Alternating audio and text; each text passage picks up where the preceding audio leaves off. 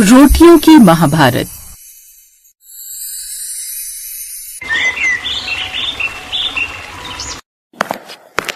आइए सौंदर्य भाभी, आप भी हम सबके साथ डाइनिंग टेबल पर बैठकर साथ में डिनर कीजिए। हाँ हाँ, आओ नई बहू, हमारे साथ डिनर करो।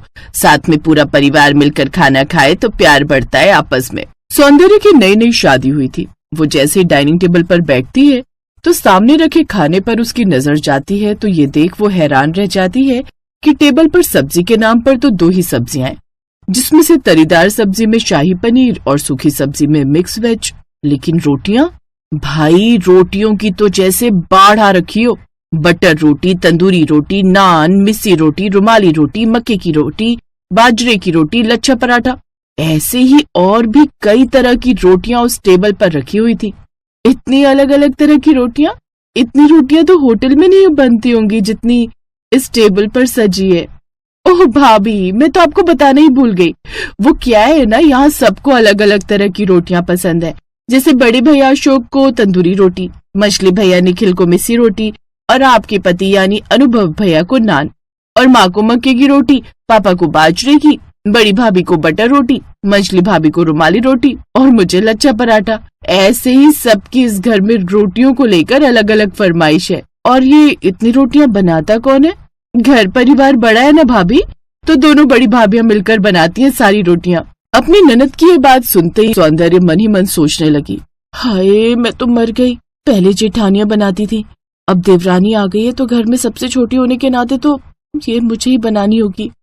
गर्मी में इतनी रोटियां बनाते बनाते तो मुझे नानी याद आ जाएगी। आज तो मेरा पहला दिन है, इसलिए मुझसे इन्होंने रोटियां नहीं बनवाई, लेकिन आज नहीं तो कल ये होने वाला है। फिर मेरा क्या होगा? अरे भाभी, किस सोच में पड़ गई? और ये एसी में भी आपको पसीने क्यों आने लगे? नहीं नहीं, अब कुछ नहीं, बस वो ऐसे ही, पहला दिन है ना तो घबराहट ज्यादा हो रही है। हाँ समझ सकती हूँ, पता है मेरा भी यही हाल हुआ था जब ब्याह कराई थी। लेकिन तुम रिलैक्स होकर खाना खाओ। क्या रिलैक्स करूँ?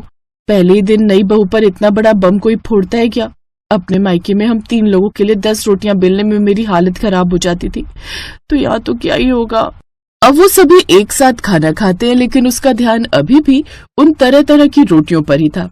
फिर खाना खाकर वो सभी सोने चले गए। अगली सुबह वो रसोई में जाती है जहाँ उसकी दोनों जेठानियां सब्जी बना रही थी। सौंदर्य बेटा, अब बारी रोटियों की है, हो ना हो ये सब तरह की रोटियां बनाने के लिए मुझे ही कहेंगी। तभी सौंदर्य की बड़ी जेठानी नीलम उससे कुछ कहने वाली थी। सौंदर्य, वो आटा, मर गई रे मर गई, जल्दी से कोई बहाना सोच सौंदर्य, नहीं तो आज रोटियां बनाने की परेड लगने वाली है तेरी। हाँ आइडिया। उसकी जेठानी अपनी बात पूरी कर पाती उससे पहले ही वो चक्कर खाकर गिर जाती है। अरे ये क्या हो गया इसे? दीदी लगता है गर्मी के कारण इस बेचारी को चक्कर आ गए। शीतल फ्रिज से ठंडा पानी लाकर उसके मुंह पर पानी के छींटे मारती है। अरे बस कर मेरी माँ, अब क्या पूरी तरह नहलाकर ही मानेगी? देवरानी जी, लगता है आपकी तबीयत ठीक नहीं है। आप ऐसा करो, अंदर जाकर आराम करो, खाने का हम देख लेंगे। पक्का न जेठानी जी? लेकिन माँ जी कुछ कहेंगी तो नहीं? अरे नहीं नहीं, माँ जी कुछ नहीं कहेंगी, अब तुम जाओ और आराम करो। ये सुनकर वो खुश हो जाती है और अपने कमरे में आराम करने चली जाती है। शुक्र है, कम से कम इतनी रोटियां बनाने से तो आराम मिल गया। चलो चलो, अब मजे से रील्स देखती हूँ कमरे में बैठकर। सौंदर्य अब मजे से रील देखने लगती है और इधर दोनों जेठानियां खाना बनाने में लगी हुई थी। उस रोज सौंदर्य रसोई में घुसते ही चक्कर आने का बहाना बना देती है, जिस कारण घर वालों ने उसे बिल्कुल भी काम नहीं करने दिया। फिर अगले दिन सुबह सौंदर्य छत पर, वो सुबह की ताजी हवा खाने गई हुई थी। कुछ देर बाद जब वो नीचे उतरी तो नीचे की 4 सीढ़ियों से उसका पैर फिसल गया और उसके पैर में चोट आ गई। उसकी आवाज सुनकर सभी घर वाले वहां आ गए। क्या हुआ बहू, तू ठीक तो है? और तू यहाँ नीचे क्यों बैठी है? माँ जी, मेरा पैर फिसल गया और मेरे पैर। नहीं नहीं, हाथ बोलती हूँ, कम से कम रोटियां बनाने के लिए तो नहीं कहेंगे। मेरे ना इस बाजू भी चोट लग गई, ये हाथ भी ठीक से नहीं उठाया जा रहा है, देखो तो। ओहो हो बहू, तू भी ना अपना ध्यान नहीं रख सकती? देखकर उतरना चाहिए ना बहू। वो तो शुक्र मना, ज्यादा चोट नहीं आई। अच्छा चल, अब तू कमरे में चलकर आराम कर। वो सौंदर्य को उठाकर कमरे में लेकर जाने लगते हैं तो वो लंगड़ाकर चलने लगती है। भाभी, चोट तो आपके हाथ में आई है ना, फिर आप लंगड़ाकर क्यों चल रही हैं? अरे वो कुछ नहीं, बस ऐसे एकदम से गिरी ना, इसलिए। अब कुछ दिन तक वो अपने कमरे में आराम करती है, जिससे वो एक बार फिर रोटियां बनाने से बच गई। लाओ देवरानी जी, मैं तुम्हें खाना खिला देती हूँ। मैं नान और मिस्सी रोटी लाई हूँ तुम्हारे लिए। थैंक यू भाभी, लेकिन कोई बात नहीं, एक हाथ में तो लगी है, दूसरे से मैं खा लूंगी। आप बेकार ही परेशान हो रही हो। खाना देकर शीतल कमरे से चली जाती है। कम से कम यहाँ एसी में बैठकर ये सब खाने को तो मिल रहा है, नहीं तो हालत खराब हो जाती मेरी गर्मियों में रोटियां बेल बेल कर। सौंदर्य जब से ससुराल में आई थी, वो हर रोज कोई न कोई बहाना बना रही थी, वो भी सिर्फ रोटियां बनाने से बचने के लिए।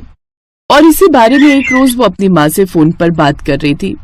वो तो बस मैं ही जानती हूँ माँ कि कैसे मैं इतनी सारी रोटियां बनाने से बचने के लिए रोज नए नए बहाने बनाकर बचती आ रही हूँ। आपको पता है मुझे यहाँ आए हुए 10 दिन हो गए, लेकिन मैंने अभी तक एक बार भी रसोई की शक्ल नहीं देखी। लेकिन तेरे ससुराल वालों की आदत भी कुछ अजीब नहीं है। बताओ भला, जितने घर में लोग उतनी तरह की रोटी सबको चाहिए। जरा पता करना इस ग्रह से आए हैं या दूसरे ग्रह से आए हैं। वही तो माँ, अजीब डिमांड है सबकी, सबको अलग अलग तरह की रोटी खानी है। लेकिन छोड़ो ना माँ, क्या ही फर्क पड़ता है। अब देखो ना, चोट उस दिन हल्की सी पैर में लगी थी, जो कि उसी दिन ठीक भी हो गई थी, लेकिन बहाना बनाकर मैंने सबको हाथ में बता दी। इससे कम से कम मैं रोटियां बनाने से तो बची गई। उसकी सारी बातें बाहर खड़ी उसकी जेठानी नीलम सुन लेती है और वो जाकर सारी बात अपनी सास को बता देती है। मैं सब समझ गई बहू, लेकिन तुम में से कोई भी इस बारे में नई बहू से बात नहीं करेगा और ना ही मैं करूंगी। छोटों की गलती माफ कर देना ही बड़ों का फर्ज है।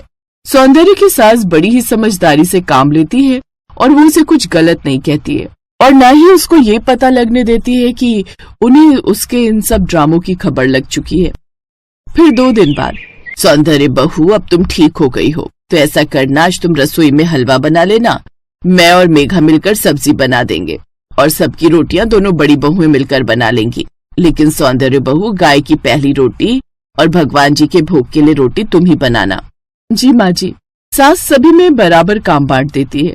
ये देख सौंदर्य काफी खुश हो जाती है कि जैसा उसने अपनी सास और ससुराल वालों के बारे में सोचा था, वैसे वो बिल्कुल भी नहीं थे, बल्कि उसकी सास, जेठानी और ननद सभी उसे खूब प्यार करती और हर काम में उसकी मदद करती। हमें कभी भी किसी को नीचा नहीं दिखाना चाहिए। कभी कभी बड़े अगर अपना बड़प्पन दिखाएंगे तो छोटे खुद ही समझ जाएंगे। जरूरी नहीं कि हमेशा छोटों को नीचा दिखाकर या डांट कर ही कोई काम करवाया जा सके। कभी कभी प्यार और समझदारी से समझाकर भी सही रास्ते पर लाया जा सकता है। साथ ही अलग अलग सोच रखने वाले जब एकजुट हो जाए तो रसोई भी राम राज्य बन जाएगा।